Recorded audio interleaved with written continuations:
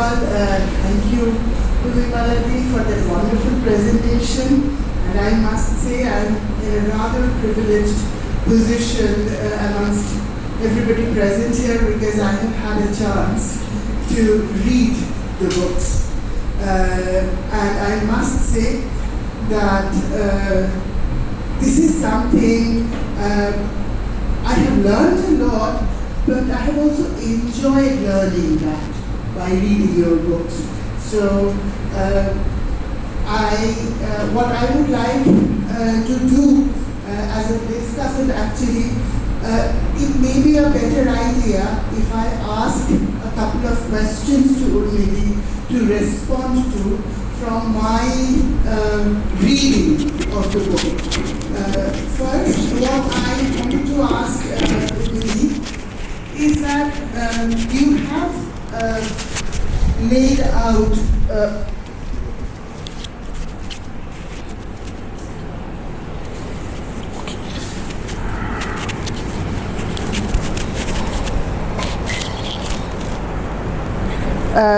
how the work came into being, but if you could tell us a little more what inspired you to do this kind of work, and also the methodological questions that you navigated while writing this book. If you could explain it to us a little, that would be really great.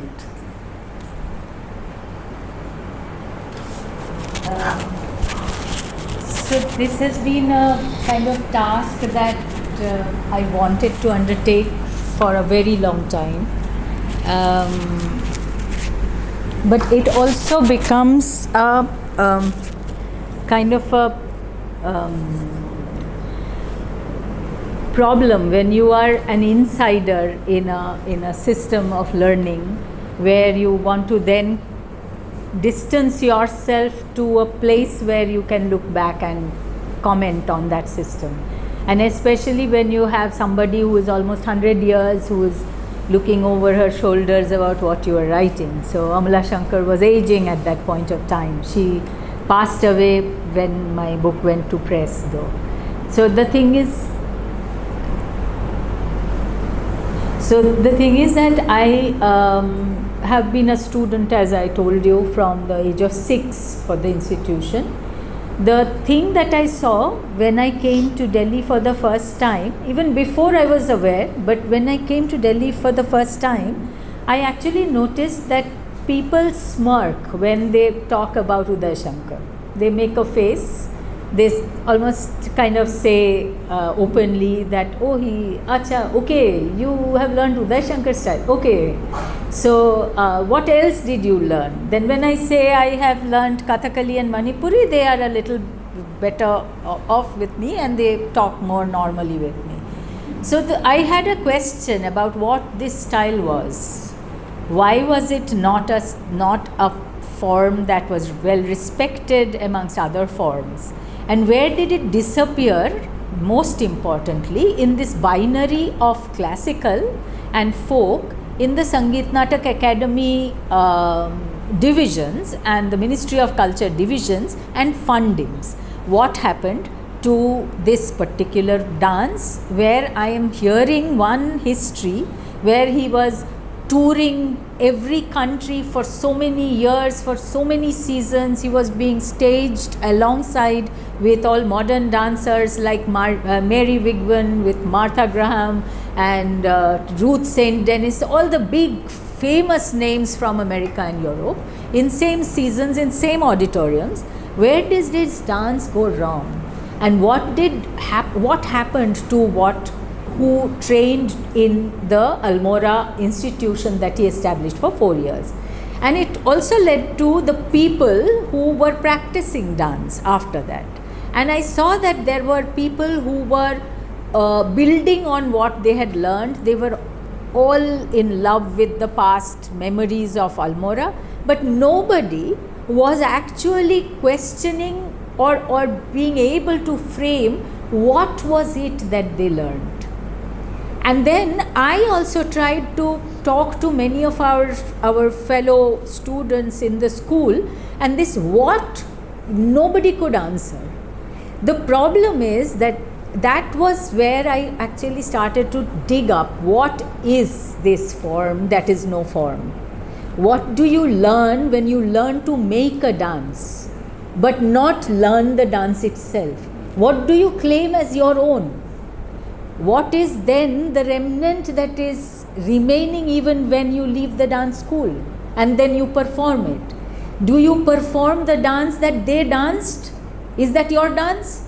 Or because you have learnt making dances, and I can go on making 100 movements right in front of you, is that what I teach or what I perform? When I perform, what is my repertoire? So in that, I kept on feeling that there was a modern moment of negotiating newness in dance, which was going against the whole concept of dance as a kind of museumized structure, which is here and which is fixed, and you have to learn it as a clone and reproduce it as a knowledge which is reproduced. You cannot handle it, you cannot manipulate it. And therefore, the principal structure that emerged in India in the classicized dance idioms was to negate the possibility of being yourself in that dance. It was a cloning. You learnt very well to represent, but you did not learn to be yourself. You had no right to be yourself. The rights were in the fringe, that you negotiate a little bit of emotions as Radhika. When you have actually gone through a broken marriage, okay, you can cry well on stage and emote well on stage, maybe, but movement wise you were in a kind of a reproduced replica kind of space where it was unforgivable for you to own it and make it your own. So that is what charged my research, and thankfully Ira is here. UP too was funding for me, blessing.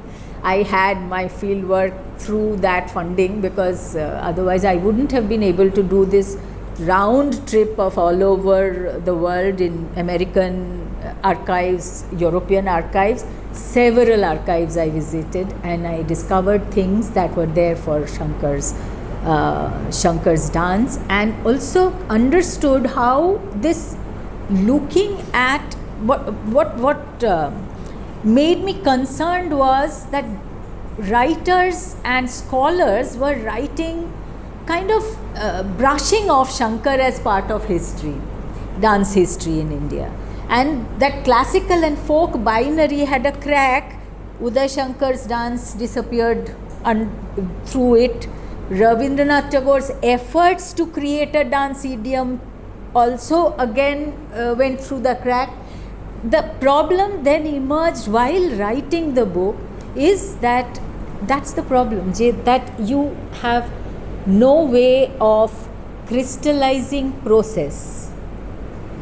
We highlight the presence and recognize the presence of products, but we have no way of documenting process, and therefore process is not something that has been historically archived.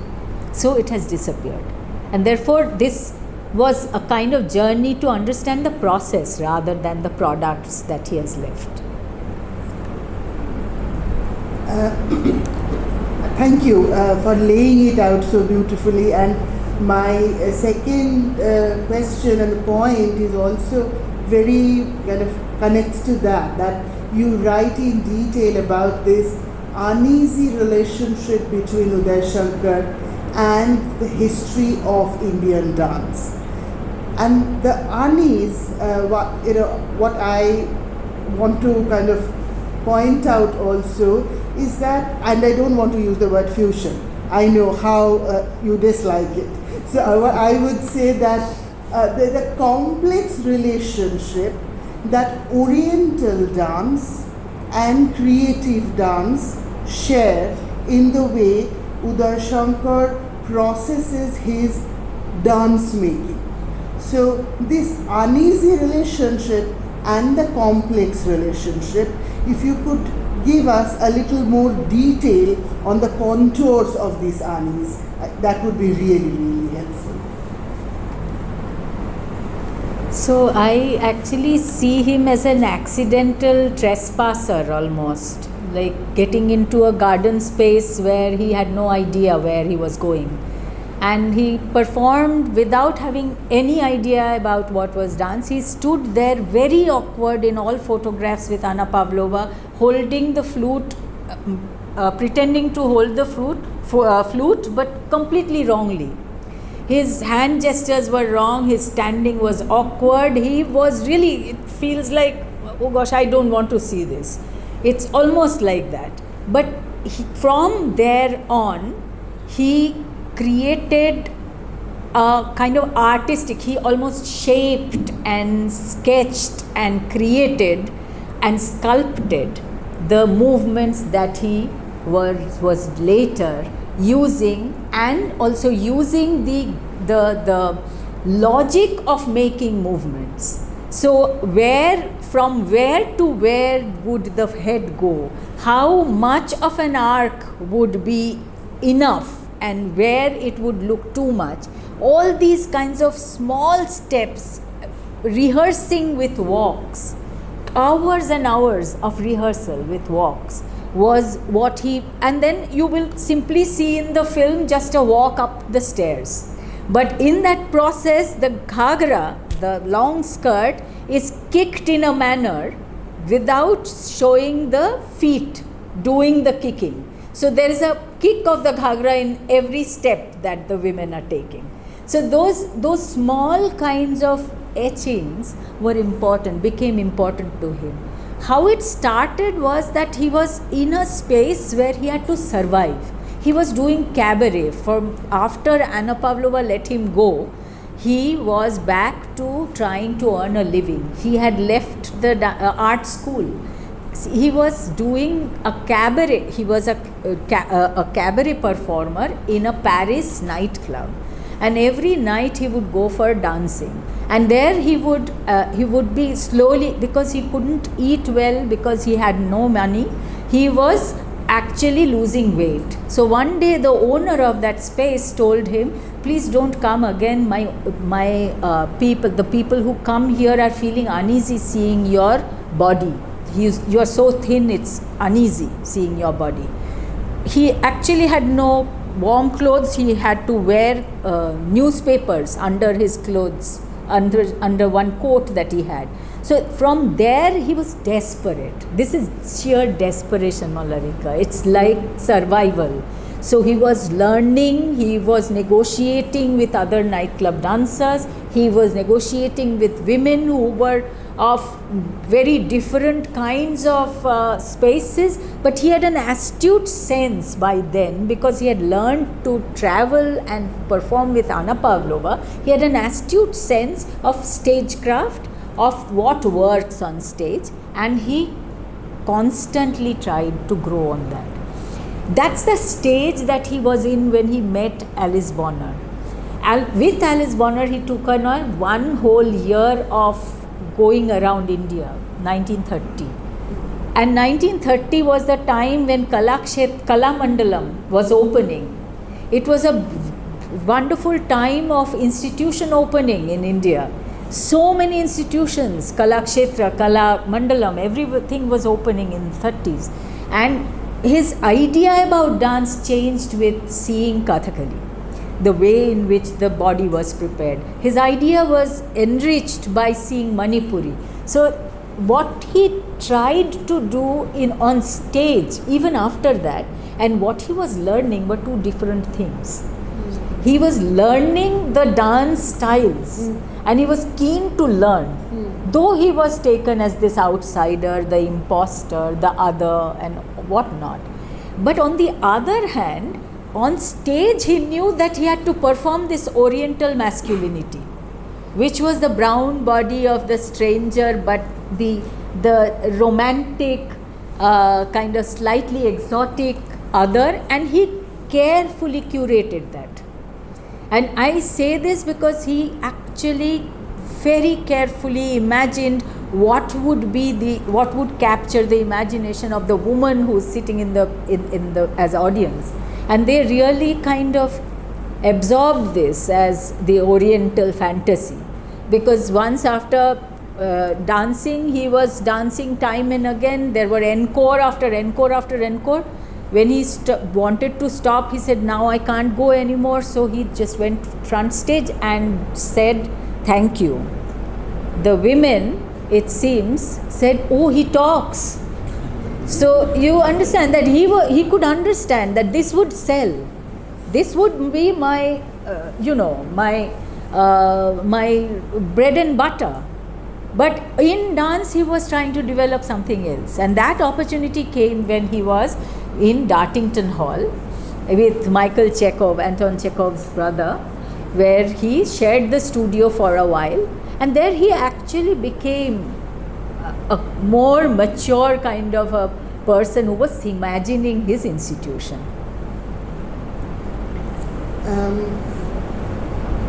Actually, from there also the way in which he was negotiating with modern and not at all negotiating with political, because of his very specific way of staying away from it.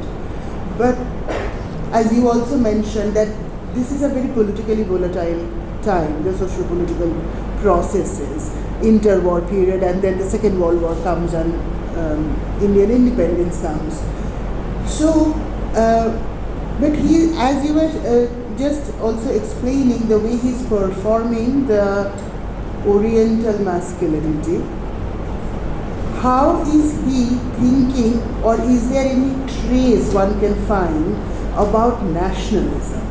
Whether he is at all interested or negotiating in some other way with the ideas of nationalism and politics in a different way, the way he is staging it. So would you like to say a little bit on that, because that forms quite an interesting part of the book? Thank you so much for asking this question. It's been quite an interesting thing to see how, in spite of saying that he did not have anything to do with modernity, anything to do with anything that is modern dance, he was actually charged by the ability of dance to be available for everyday moments.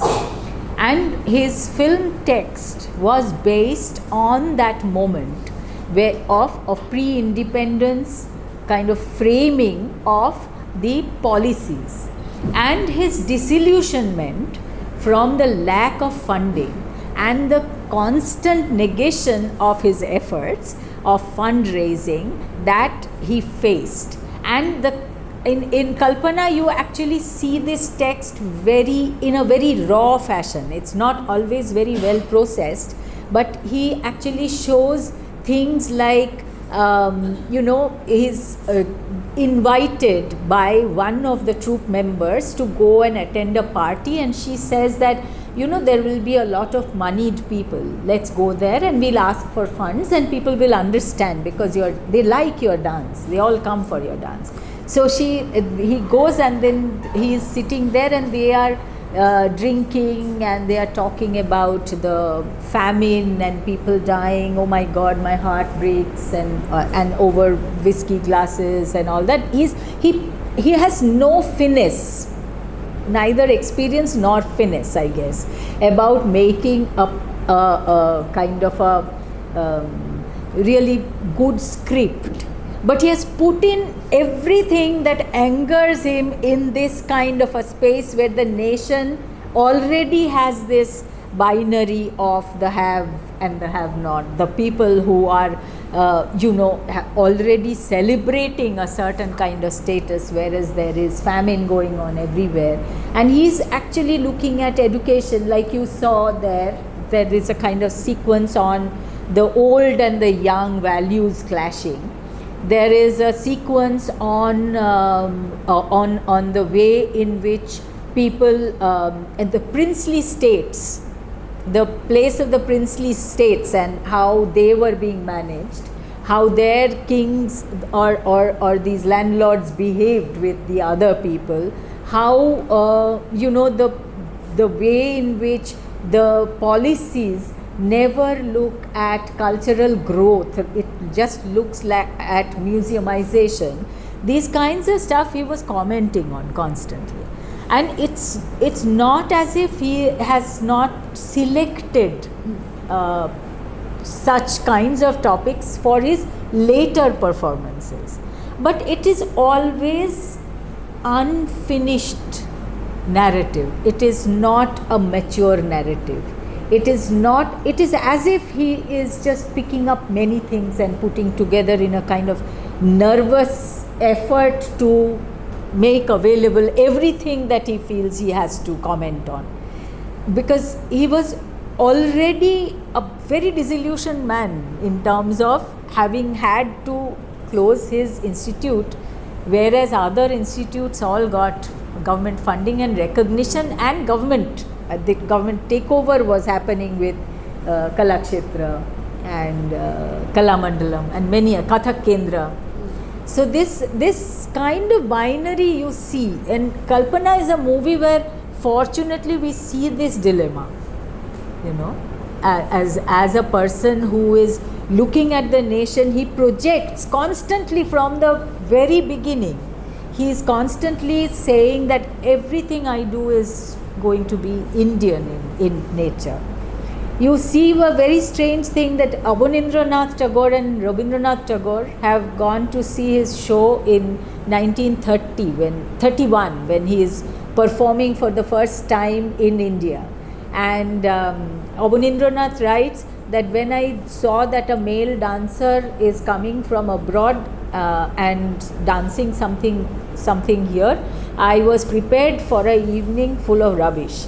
And then I sat there and something emerged, something that I have never seen before, but it seems like Indian, completely Indian. So there was this whole thing of claiming something, even if it is a modern endeavor, an Indian modern, which is made up of, like Geeta Kapoor says, of the tradition and the modernity and the newness, where it's always the reference of tradition in a new space that he kind of tried to nurture.